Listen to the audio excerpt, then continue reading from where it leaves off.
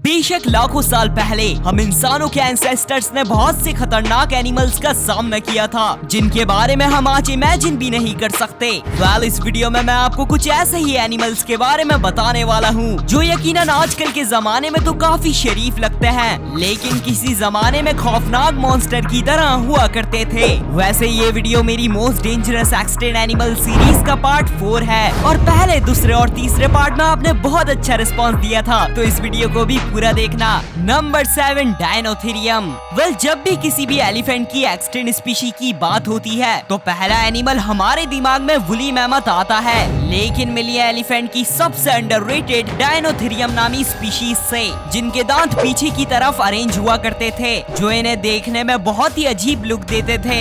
इन दांतों का मकसद साइंटिस्ट को आज तक नहीं पता चला, पर इनके ये दांत इनफ थे किसी भी कार को बड़ी आसानी से क्रश करने के लिए। बहरहाल इनका साइज मॉडर्न डे एलिफेंट से बड़ा हुआ ही करता था, लेकिन इनका वेट 2 वुली मैमथ के जितना होता था। बेशक इनका साइज बहुत ह्यूज था और ये देखने में भी काफी खौफनाक दिखाई देते थे, लेकिन इनकी डाइट कम्प्लीटली हर्बीवोरस हुआ करती थी। वैसे ये इस दुनिया में 20 to 2 मिलियन ईयर्स पहले घूमा करते थे। ये वही टाइम है जब इस दुनिया में मेगालोडॉन जैसे खतरनाक एनिमल्स एग्जिस्ट किया करते थे। बहरहाल डायनोथेरियम फॉरेस्ट वाले एरियाज के ग्रासलैंड में बदलने की वजह से इस दुनिया से एक्सटेंड हो गए थे। Number 6, Dunkleosteus. ये खतरनाक तरीन फिश डायनासोर से भी 100 मिलियन ईयर्स पहले इस दुनिया में घूमा करती थी, और तो और इनकी बॉडी एक मिस्टीरियस तरह के आर्मर से कवर्ड हुआ करती थी, जिसकी वजह से डंकलियोस्टियस हर तरह से प्रोटेक्टेड थी। साथ ही साथ इनके जॉज भी एक्सट्रीमली पावरफुल हुआ करते थे, जिनसे ये अपने जमाने के तमाम एनिमल्स को चीर कर खा जाया करती थी। बहरहाल इसी वजह से डंकलियोस्टियस अपने टाइम की एपेक्स प्रेडेटर बन गई थी, जिनका समंदर में कोई भी एनिमल शिकार नहीं कर सकता था। वैसे अगर हम इंसान इस फिश के सामने आते तो ये हमारे टुकड़े कर कर हमें आराम से खा जाती। इसलिए इस यूनिक फिश को इस दुनिया की डेंजरस तरीन फिश की स्पीशीज भी माना जाता है। ये इस दुनिया से लेट डेवोनियन एक्सटेंशन नामी इवेंट में एक्सटेंड हो गई थी, और इनकी एक्सटेंशन के बाद से ही आर्थ्रोप्लूरा जैसे लार्जेस्ट लैंड इनवर्टिब्रेट्स और डायमेट्रोडॉन जैसे खतरनाक मैमल लाइक एनिमल्स इवॉल्व हुए थे, जिनका मैंने आपको पार्ट 3 में बताया था। Number 5, hast eagle. दोस्तों, मॉडर्न डे ईगल्स को तो आपने जरूर देखा होगा, जो बड़ी आसानी से किसी भी एनिमल का शिकार कर लेते हैं, लेकिन मिली है ईगल्स की सबसे बड़ी स्पीशीज हास्ट ईगल से, जिनकी लेंथ इंसानों के बराबर हुआ करती थी। इस दुनिया की हिस्ट्री में इनसे खतरनाक और खौफनाक कोई भी ईगल की स्पीशीज नहीं आई।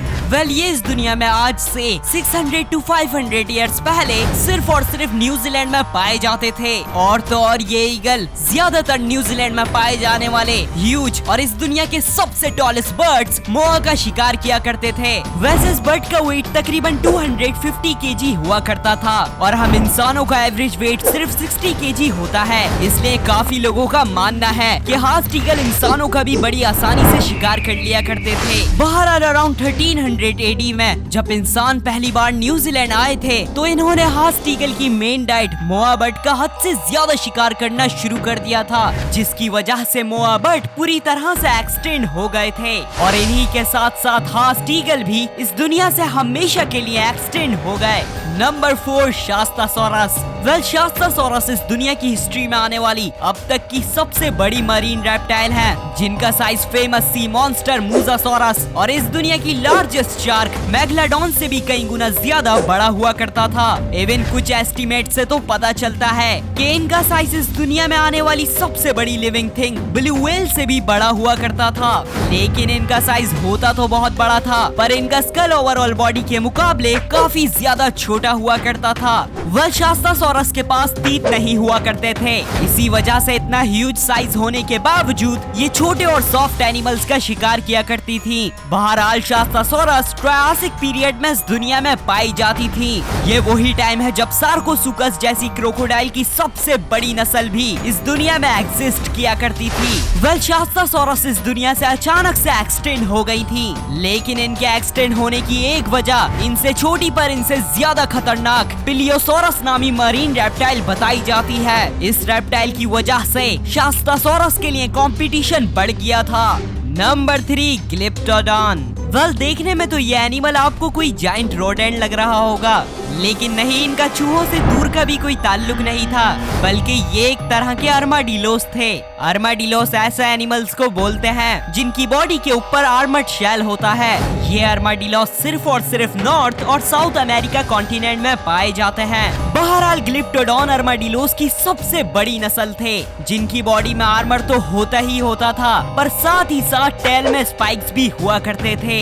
बेशक ये हर तरह से प्रोटेक्टेड और डेंजरस थे, लेकिन इनकी डाइट हर्बीवोरस हुआ करती थी और तो और इनकी स्पीड भी काफी स्लो हुआ करती थी। वैसे इस यूनिक एनिमल को अपनी टेल से हम इंसानों को मारने में बिल्कुल भी परेशानी नहीं होती, पर 12,000 साल पहले हम इंसानों ने ग्लिप्टोडॉन का हद से ज्यादा शिकार किया और साथ ही साथ आइस एज खत्म होने की वजह से ये इस दुनिया से एक्सटेंड हो गए थे। Number 2, giant short faced bear. बेशक प्रेजेंट डे में सबसे बड़े लैंड कार्निवोरस एनिमल और सबसे बड़ी बियर की स्पीशीज पोलर बियर्स हैं, लेकिन मिलिए शॉर्ट फेस बियर्स नामी बियर्स की सबसे बड़ी स्पीशीज से, जिनका साइज पोलर बियर से तो डबल हुआ ही करता था। लेकिन जब शॉर्ट फेस्ड बियर खड़े हुआ करते थे तो इनकी हाइट 2 इंसानों के बराबर हो जाया करती थी। वह जहां मॉडर्न डे बियर्स की average speed 25 miles per hour होती है, वहीं शॉर्ट फेस बियर अपने इतने बड़े साइज होने के बावजूद आराम से 40 माइल्स पर आवर की स्पीड रीच कर लिया करते थे। बहरहाल इनका फेस काफी छोटा होने की वजह से इन्हें देखने में अजीब और खौफनाक लुक देता था।